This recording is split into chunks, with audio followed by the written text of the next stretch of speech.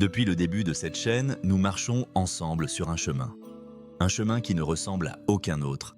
Pas un chemin de performance, pas un chemin de volonté, pas un chemin d'effort. Un chemin de retour à soi. Rappelle-toi où tout a commencé. Avec Don Miguel Ruiz et les 4 accords Toltec.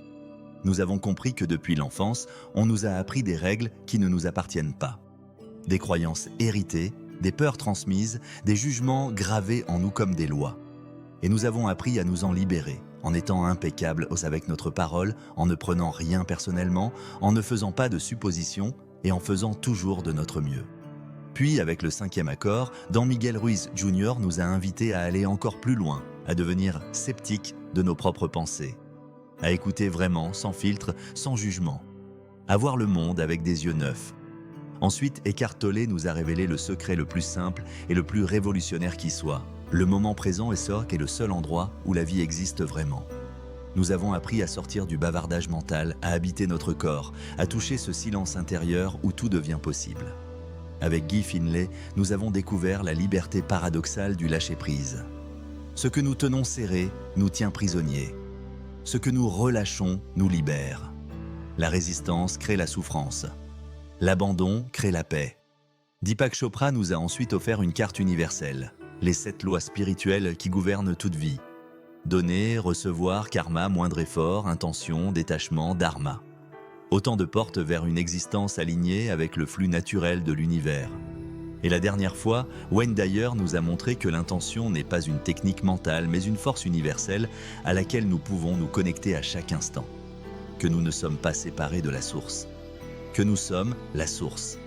Chaque étape de ce voyage nous a conduits plus loin. Chaque sagesse a posé une brique supplémentaire. Et si tu regardes l'ensemble, tu vois une progression magnifique. Libérer, écouter, être, lâcher, s'aligner, créer. Aujourd'hui, nous franchissons une nouvelle étape. Une étape que beaucoup attendaient. Une étape qui répond à une question que tu t'es peut-être posée. Très bien. J'ai libéré mes croyances. Je suis présent. J'ai lâché prise. Je me suis aligné. J'ai activé mon intention. Mais comment est-ce que tout cela se manifeste concrètement dans ma vie ? La réponse s'appelle la loi de l'attraction. Et la voix qui nous la transmet aujourd'hui est celle d'Esther Hicks et des enseignements d'Abraham. Bienvenue dans la 7e étape de notre voyage intérieur. Partie 1. Qui est Esther Hicks ? Qui est Abraham ? Avant d'entrer dans le cœur du message, il faut répondre à une question que tu te poses peut-être déjà. Qui est Abraham ? Esther Hicks est une femme américaine née en 1948. Conférencière, auteure, elle a coécrit avec son mari Jerry Hicks une série de livres qui ont littéralement transformé des millions de vies à travers le monde. Leurs œuvres majeures, La loi de l'attraction, Demandez et vous recevrez le vortex, sont aujourd'hui des références incontournables du développement personnel et de la spiritualité moderne. Mais Esther Hicks ne parle pas en son propre nom. Elle se décrit comme un canal, une voie humaine à travers laquelle s'expriment des entités non physiques qu'elle appelle collectivement Abraham. Abraham, dit-elle, n'est pas une personne. C'est une conscience collective, une intelligence universelle, une vibration de sagesse pure qui communique à travers elle lors de ses conférences et de ses écrits. Tu peux accueillir cela de différentes façons. Si tu as une sensibilité spirituelle, tu y verras peut-être la manifestation d'une sagesse supérieure, comme les traditions chamaniques, les enseignements mystiques ou les révélations des grands prophètes. Si tu es plus rationnel, tu peux simplement considérer Abraham comme une métaphore, la sagesse profonde d'Esther elle-même, exprimée à travers un filtre symbolique. Dans les 2 cas, ce qui compte, c'est le message. Et ce message, comme tu vas le découvrir, résonne d'une cohérence et d'une profondeur qui transcendent toute étiquette. Ce qui est fascinant, c'est que les enseignements d'Abraham rejoignent exactement ce que nous avons exploré ensemble depuis le début de cette chaîne. Ruiz parlait de la puissance des croyances. Tolle parlait de la vibration du moment présent. Finlay parlait de l'énergie de la résistance. Chopra parlait du champ de pure potentialité. Dyer parlait de la fréquence de l'intention. Abraham parle de tout cela, avec un concept central, simple et révolutionnaire. Tu attires ce que tu vibres. Partie 2. Le fondement. Toutes les vibrations. Pour comprendre la loi de l'attraction, il faut d'abord comprendre une vérité que la physique quantique confirme depuis des décennies et que les traditions spirituelles enseignent depuis des millénaires. Tout est énergie. Tout est vibration. Chaque pensée que tu penses émet une fréquence. Chaque émotion que tu ressens émet une fréquence. Chaque mot que tu prononces émet une fréquence. Chaque croyance que tu portes émet une fréquence. Et l'univers, comme un miroir parfait, te renvoie en permanence ce qui correspond à ta fréquence dominante. Ce n'est pas une punition, ce n'est pas une récompense. C'est simplement une loi, aussi neutre et implacable que la loi de la gravité. Abraham le formulait ainsi: ce à quoi tu penses, ce à quoi tu prêtes attention, ce que tu ressens, c'est ce que tu vas vivre. Abraham Hicks Deepak Chopra nous disait que la loi du karma est simplement la loi de cause à effet appliquée à la conscience. Abraham dit la même chose avec d'autres mots. Ta conscience est un émetteur permanent. Et l'univers reçoit ton signal et te répond en nature. Wayne Dyer nous enseignait que l'intention est une force universelle créatrice. Abraham précise le mécanisme. Cette force créatrice fonctionne par résonance vibratoire. Tu ne peux pas penser constamment à ce qui te manque et attirer l'abondance. Tu ne peux pas vibrer dans la peur et attirer la sécurité. Tu ne peux pas te focaliser sur les problèmes et créer des solutions. Pas parce que tu es puni, mais parce que tu es un aimant, et les aimants attirent ce qui leur ressemble. Eckhart Tolle nous avait prévenu, le mental conditionné crée des patterns répétitifs. Des pensées qui génèrent des émotions, qui génèrent des actions, qui génèrent des résultats, qui confirment les pensées de départ. Une boucle fermée.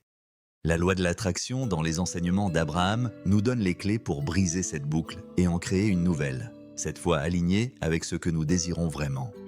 Partie 3. Les 3 étapes du processus créateur. Abraham enseigne que la création, et quelle qu'elle soit, suit toujours 3 étapes fondamentales.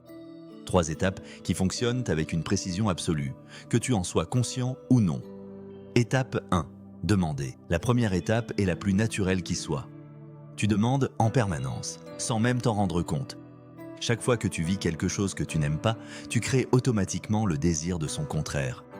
Tu vis une relation difficile, tu désires la paix.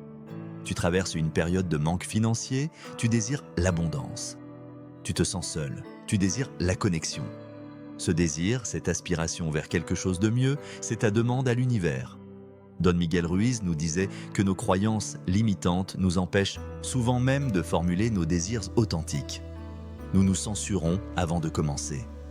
Je ne mérite pas, ce n'est pas pour moi, ça n'arrive qu'aux autres. Abraham dit « désir sans limite ». L'univers n'a pas de budget, il n'y a pas de liste d'attente. La demande est toujours entendue. Étape 2. La réponse de l'univers. La deuxième étape ne te concerne pas directement. L'univers répond toujours et immédiatement à chaque demande. Pas demain, pas quand tu seras prêt, maintenant. La réponse existe dans ce qu'Abraham appelle le vortex, un espace énergétique où tout ce que tu as jamais désiré existe déjà sous forme vibratoire, en attente de se manifester dans ta réalité physique. Chopra appelait cela le champ de pure potentialité. Dyer appelait cela la source. Abraham l'appelle le vortex. Différents noms. Même réalité. Étape 3. Se permettre de recevoir, et c'est ici que tout se joue.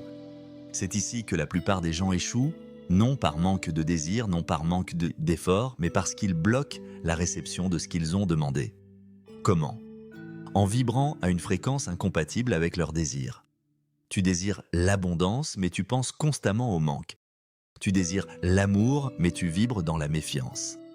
Tu désires la santé, mais tu te focalises sur la maladie. Guy Finlay nous enseignait que la résistance est ce qui crée la souffrance. Abraham dit exactement la même chose, la résistance vibratoire est ce qui empêche la manifestation. Se permettre de recevoir, c'est donc, comme Finlay, comme Tolle, comme Dyer nous l'ont enseigné, lâcher prise, cesser de résister, faire confiance, s'ouvrir. Votre travail n'essaie pas de faire advenir les choses, votre travail est de vous permettre de les recevoir. Abraham Hicks. Partie 4. L'échelle des émotions, ton GPS intérieur. Voici l'un des outils les plus précieux et les plus concrets qu'Abraham nous offre.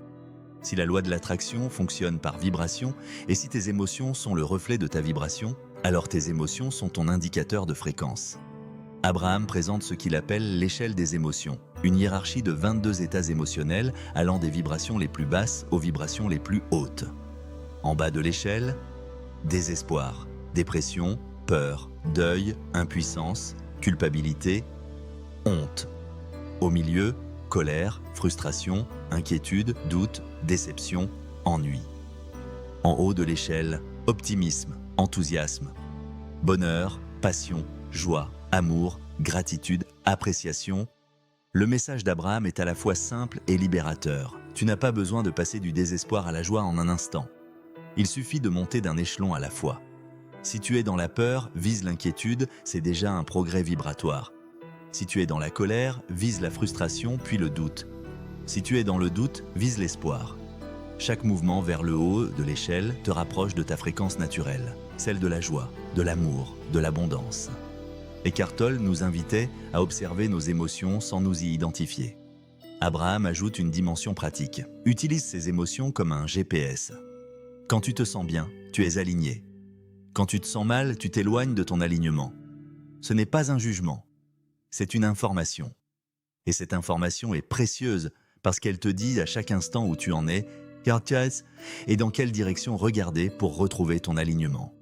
Ruiz nous disait de ne pas prendre les choses personnellement. Abraham précise, tes émotions ne te parlent pas des autres. Elles te parlent de toi, de ta vibration, de ton alignement, de ta connexion à la source. Partie 5. Les obstacles à la manifestation. Pourquoi alors, si cette loi est si précise et si universelle, est-ce que tant de personnes ne voient pas leur désir se manifester ? Abraham identifie plusieurs obstacles majeurs. Premier obstacle, la contradiction vibratoire. Tu désires une chose et tu penses à son contraire. Je veux être riche, suivi immédiatement de « mais je n'ai jamais d'argent ». Je veux trouver l'amour, suivi de « mais toutes mes relations finissent mal ». Cette contradiction annule le signal. L'univers reçoit un message brouillé. Deuxième obstacle, l'impatience. Tu plantes une graine et tu déterres le sol le lendemain pour voir si elle a germé. D'ailleurs nous enseignait le détachement. Chopra nous enseignait la loi du moindre effort. Abraham confirme. La confiance est une fréquence. L'impatience est une forme de doute. Et le doute bloque la manifestation. Troisième obstacle. La focalisation sur l'absence. Plus tu te concentres sur ce que tu n'as pas, plus tu vibres dans le manque. Et plus tu vibres dans le manque, plus tu attires le manque. La solution n'est pas de nier la réalité. C'est de choisir consciemment où diriger ton attention. Ce sur quoi tu te concentres s'amplifie. Ce que tu résistes persiste. Abraham Hicks.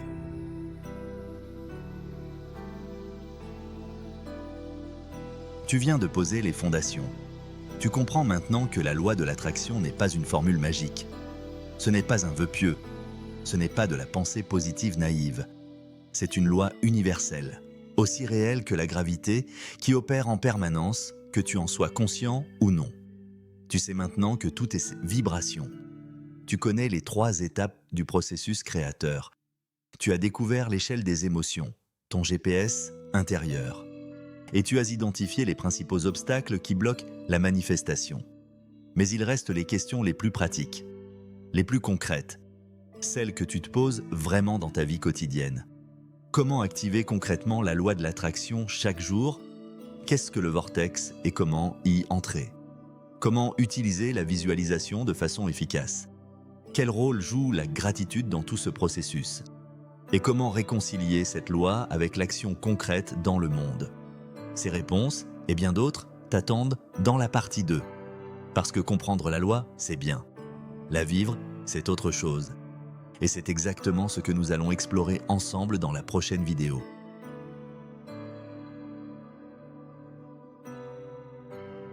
Mais avant de te retrouver pour cette suite, je t'invite à faire quelque chose de simple. Prends un moment, ferme les yeux et pose-toi cette question honnêtement. Sur quoi est-ce que je focalise mon attention en ce moment? Et est-ce que c'est vraiment ce que je veux attirer dans ma vie? La réponse que tu trouveras est peut-être le début de ta transformation. À très bientôt pour la partie 2. Si cette vidéo t'a parlé, laisse un like. C'est le meilleur moyen de soutenir ce travail. Abonne-toi et active la cloche pour ne pas manquer la partie 2. Dis-nous en commentaire, à quelle étape de l'échelle des émotions te trouves-tu aujourd'hui? Et si tu découvres cette chaîne pour la première fois, commence par le début. Les 4 accords Toltec t'attendent dans la playlist.